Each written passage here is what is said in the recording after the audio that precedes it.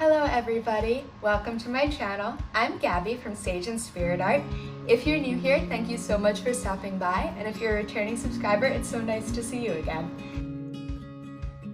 Today's video is going to be talking about my crochet journey, how I learned to crochet, why I learned to crochet, some of my earliest projects, and some mistakes that I made along the way. Make sure you stick around until the end of the video because I'm going to be showing you a new plushie I'm working on that I'm going to be looking for pattern testers early in 2024. It's very silly so far and I would love to show it. So, to begin, why did I learn to crochet? It's about 3 years ago in scary part of the pandemic when no one was really doing anything and we were all going a little stir crazy. My sister asked me if I would buy her a crochet bee. Instead of spending, I don't know, $20, $30 ordering one from Etsy, I decided it was a better idea to spend dozens of hours, a lot of money on craft supplies, and a lot of tears trying to make my own. So after 2 trips to Michael's in one day, I decided that this was going to be my first creation. So this is OGB. OGB is the first thing that I made that actually resembled a plushie. But it was also my first real project, so it's starting crocheting in the round, which I definitely prefer. If you're a new crocheter, I don't necessarily recommend beginning with the amigurumi, that's the style of crocheting, because I didn't feel like I actually understood the stitches. So the increase and decrease and color change and things like that are in this pattern is actually by Hooked by Robin, and I'll link it below, I think was really hard without understanding how to do even just a single crochet to begin with. However, I'm really happy with how OG came out, so you win some, you lose some. If you look closely at this yarn, you'll notice that it's a little bit thinner than what I post on my page regularly and the other videos that I've shared. This is because this is acrylic yarn, so this is specifically the Impeccable yarn by Loops and Threads, and it's fine. I don't love it in full transparency, but it's pretty cheap. It's, I think, like $4-ish a skein. You can get it at Michael's. They always have a coupon, which is nice. It comes in a ton of colors, so any color you need, you probably can find. I don't love the feeling of it though, but it is a great beginner yarn. If you're just starting out to crocheting, or if you want to learn to knit, or honestly any new hobby, you don't want to invest hundreds of dollars in it up front until you know if you're gonna like it. So this is a really great place to start if you're not sure if crocheting is for you or if fiber art is for you in general, because it'll give you a really good baseline. For about $20, you'll be able to get all the materials you need to make OGB and then see if crocheting is for you. So after I made OG, I made a ton more. I made a lot of bees, I made some baby octopi. I'll link the creator of this pattern as well below. And then finally I decided I was ready for a more complex pattern. So I made this blueberry cow. This blueberry cow, if you look closely, is not perfect, but it had a lot of color changes. It had front loop only and back loop only stitches, which were very complicated for me at the time. It had increases, decreases, it had sewing, it had so many different little things. So this was kind of the biggest beginner project that I had taken on, and I actually still have it. This one is near and dear to me. I severely understuffed it. I think it came out a little silly. However, it's a really good starting point, and this is what really showed me that I was ready for more complex patterns. From here, I decided that I wanted to try Bernat yarn, so that's that really fuzzy one I was talking about earlier. And my love for crochet just flourished. I kept making things, I started selling my things more than just my silly bees.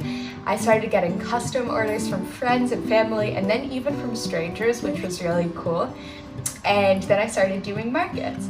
So within all of this, I also decided to start pattern designing. So there are kind of a couple of different routes in crochet that you can take. So this is specifically speaking about amigurumi, which are the plushies. You can buy or use free patterns that already exist out there, which is an awesome resource. I do this often still. There's a lot of things that I just love how they look that someone else designed, and I just want to make something that looks like that. Really great. You can just freehand with no intention of writing a pattern. This is when you look at a photo, it could be of something else that was crocheted, it could be of a plant or an animal, and you just go for it.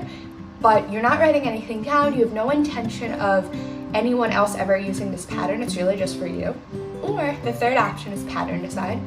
So I just delved really deep into pattern design, which is where I created something, wrote down exactly the steps to do it, and then actually asked my internet friends, so people in comments and through DM, if they would be interested in testing it for me. Pattern testing is when someone goes through your pattern, they actually make an item in either the colors that you specify or the colors that they want based on your pattern to see does it make sense. It's kind of like proofreading or editing or one of those, but at the end, someone has a finished plushie. So I really love this. I've really enjoyed this kind of creative outlet within crochet. I think it's really fun. I think it's really fun to create plushies that don't exist already, and I'll show some of the patterns that I've made as well. But I know this isn't for everyone. If you like pattern designing, go for it. If you have no idea what I'm talking about, that's great too. It is definitely kind of a niche within the crochet community to design patterns. There are a lot of absolutely amazing crocheters out there that don't design patterns, so if that isn't something you're interested in, well, good, don't worry about it at all. Then I alluded to it, but as I was doing this, I also started vending at markets.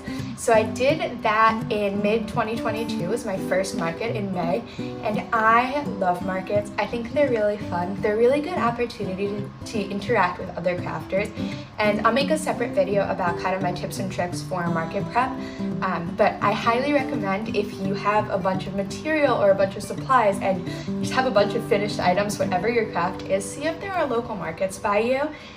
If you have any questions, feel free to reach out. I'd love to kind of walk you through some of the things that I've done, how I found good markets, how I found some not so good markets too, so hopefully you can avoid the mistakes that I made. And so, what things am I the most proud of in my crochet journey? So I want to highlight just a couple of plushies. So I recently made this humongous turtle. I made it a couple of weeks ago, and I have since made 2 more, which I'm just so in love with. And this has been a really big deal for me because often I have said that I hate sewing. I'm really afraid of patterns that involve a lot of sewing. I am really afraid of really big patterns because I'm worried that I'm gonna get bored in the middle. So completing this turtle has really shown me that I am able to crochet anything that I want as long as I put my mind to it and I'm excited about it. I also made this beautiful bunny who is terrifying, which was a lot of color changes and a lot of sewing as well. And both of these patterns really helped push me outside of my comfort zone and teach me that if I want to make a pattern, if I want to create a plushie, I just have to go for it. I can't let fear stop me from doing the things I want. Now, looking forward to 2024, so it's the end of December. It has been a really fun year. I've released a lot of patterns. I started this channel. I actually hit 100 subscribers today, which is very exciting to me, and I'm so excited to see all the new faces and all the new people that I'll get to meet next year. But I promised I would show him. This is what I'm working on for my January pattern. So he's a chubby short. His belly is white. He's gonna have cute little teeth right here. So I have a lot to go. He needs some fin, top fin and some side fins and some kind of thing over here and some felt teeth. But I did want to show him because I think he is so cute so far, and I hope that you guys are really excited to see the finished product. So if you have any silly name suggestions for him, please drop them in the comments. If you would like more beginner tips, a crochet tutorial or anything like that, please let me know.